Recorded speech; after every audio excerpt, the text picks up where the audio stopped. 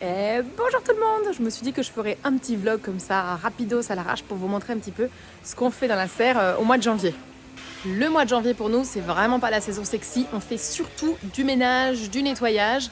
On essaie de tout remettre à propre pour commencer la saison 2023 tout clean. Et on planifie, voilà, on fait plein de projets pour l'année suivante. Donc on se base un petit peu sur les expériences de l'année passée pour essayer d'améliorer pour l'année suivante. Donc là-bas, vous voyez Nicolas et Coralie qui sont en train de nettoyer ce système de culture. Donc on essaie d'échelonner les nettoyages pour pouvoir continuer à vendre des trucs à nos clients, donc les restaurateurs. J'ai fait une vidéo vraiment sur le nettoyage voilà, qu'on fait avec de l'eau, de l'huile de coude et du vinaigre blanc. Donc il y a une vidéo là-dessus, vous pourrez aller la voir. Et devant moi, vous voyez qu'il y a un système avec des plantes dedans. Pourtant, on est au mois de janvier, on n'a aucun système de chauffage dans toute la serre. Vraiment, il n'y a pas du tout de chauffage, c'est une serre froide. Mais il y a quand même des plantes qui poussent dedans. Souvent, on pense que je raconte n'importe quoi, mais en fait, il y a des plantes qui sont tout à fait adaptées à pousser en milieu froid. Bon, il y en a quelques-unes qui ont un peu cramé. On a beau être dans le Gers, il fait quand même des températures négatives, mais la plupart sont très heureuses. Comme variété qui tient bien le froid, nous avons le fabuleux cresson de fontaine. Les capucines, elles ont un petit peu gelé, pas celle-ci, mais il y en a d'autres un peu plus loin là-bas qui ont gelé. On a de la corne de serre, du persil, des fleurs qui tiennent bien, des allisonnes, des pensées. Là, vous voyez du travail pour moi. Ça, c'est des trucs à nettoyer. Il y en a plein comme ça partout. On dirait que je les planque pour plus les voir. Mais ça, c'est des trucs que je dois tout nettoyer. En fait, on a pris des vacances pendant le mois de janvier. Donc, ce qu'on a fait, c'est qu'on avait installé toutes ces plantes en place en décembre, toutes bébés. Tout le mois de janvier, elles ont poussé tout doucement. Et en fait, comme c'est des plantes d'hiver, et voilà que la serre n'est pas chauffée et tout, et ben la croissance elle est ultra lente, elles ont très peu besoin d'eau, de solutions nutritives, donc nous ça nous a permis de quand même prendre des vacances, on n'avait pas du tout besoin de venir tous les jours, on venait 1 ou 2 fois par semaine et c'était bien suffisant. Et donc ça c'est génial parce que du coup là en février on va remplir ce système là avec d'autres plantes qu'on est en train de semer là-bas dans la table chauffante, c'est la petite table à semi-chauffant, et ici on aura déjà des trucs à vendre.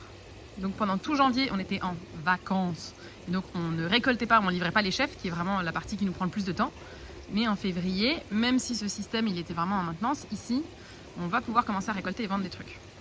Évidemment, il y a toujours une grosse zone bricolage parce qu'on est en train de s'installer des planches de culture pleine terre à l'extérieur. Voilà, donc là on va faire des planches en hors sol, parce qu'ici le sol c'est vraiment pas ouf. Donc dedans on va mettre, voilà, on a plein de compost qu'on produit nous-mêmes, plein de paille, plein de choses. On a encore un petit peu de terreau que nous avait donné la Florentaise, donc ça c'est trop cool.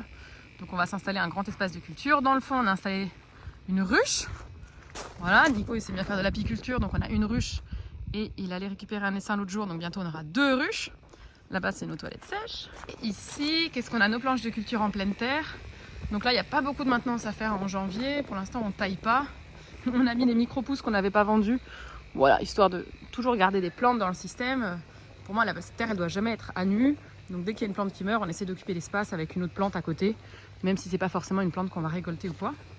Et ces trucs-là que vous voyez, c'est des racines sèches qu'on avait enlevées du système à un moment où on faisait du ménage. Et je m'en sers un peu comme paillage, c'est chouette parce que ces racines, vous voyez, il y a plein de petits bouts qui s'envolent. Et tout ça, bah, c'est plein de nourriture, parce que c'était des racines de tomates ou quoi. Donc c'est bien riche à mon avis. Ah, un petit épinard. À côté, il y a les employés municipaux de l'Agrolait du Gers qui sont en train de préparer l'irrigation pour le potager communal, du coup qui vient fournir la cantine du village. Ça c'est top. Qu'est-ce que je peux vous montrer d'autre? Ici il y a notre raft, vous voyez c'est que des toutes petites plantes. Souvent c'est les micro-pousses qu'on n'a pas vendues, voilà on les prend, on les sépare et on les passe là-dedans. Et là il y a mon petit système dont je me sers pour la formation hydroponie chez soi. Donc j'ai fait pousser des plantes pendant 1 an l'année dernière et j'ai filmé chacune des étapes. Et voilà, en attendant, la formation, elle sort là dans 1 semaine d'ailleurs. Et ben moi, je continue à m'en servir de ce petit système parce qu'il est bien mignon. C'est ultra facile de faire pousser des plantes là-dedans. Et c'est chouette. Le bruit, c'est ça, ce compresseur qui envoie du coup l'oxygène dans tout le raft. Il est beaucoup trop bruyant, c'est très relou. Pour les tâches encore moins sexy, il y a tous les fils de tomates qu'on a récupérés qu'il va falloir qu'on trie. Ceux qui sont trop sales, ceux qui sont propres qu'on peut réutiliser, ceux qui sont trop courts auxquels il faudra rajouter des rallonges. Donc ça c'est pas hyper fun.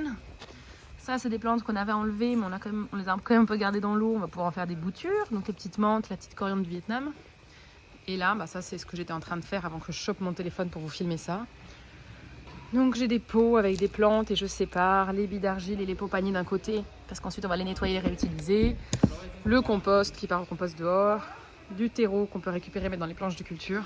Et vous voyez, il y a quand même des plantes qui ont cramé. Par exemple, cette sauge cassis, elle a une tête qui a brûlé à cause du froid et l'autre tête qui va bien. Il y en a plusieurs qui ont fait ça.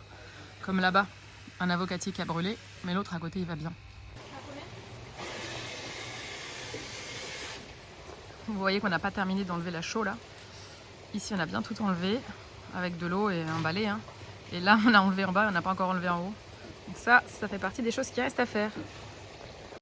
Là, on a des soucis. Là, on a des petites salades dont on se régale. Des pak choy, des blettes, de la ciboule de Chine, du mesclun fabuleux. Qu'est-ce qu'on a ici? Des blettes de toutes les couleurs. Du cresson aliénois. Et ça, c'est du bébé chou rave. On va pas manger la rave, on va manger les petites feuilles, mais elles sont super bonnes. Voilà pour ce mini vlog rapidos à l'arrache. Je sais pas, qu'est-ce qui vous intéresse de voir, de savoir? Je peux en faire d'autres comme ça. Mettez-moi en question ce que vous aimeriez voir ou savoir. Je vous le filme. Moi, ça me chauffe. C'est vrai que je suis assez frustrée parce que sur la page YouTube, j'ai plein de vidéos à éditer et à publier, en plus des vidéos géniales qui arrivent. Mais j'ai pas le temps parce que j'édite toutes les vidéos de la formation en ligne justement sur comment faire de l'hydroponie chez soi sur son balcon. Et donc ça me prend tellement de temps parce qu'il y a beaucoup d'heures de vidéos. J'essaie de faire ça bien parce que quand même c'est pour une formation payante.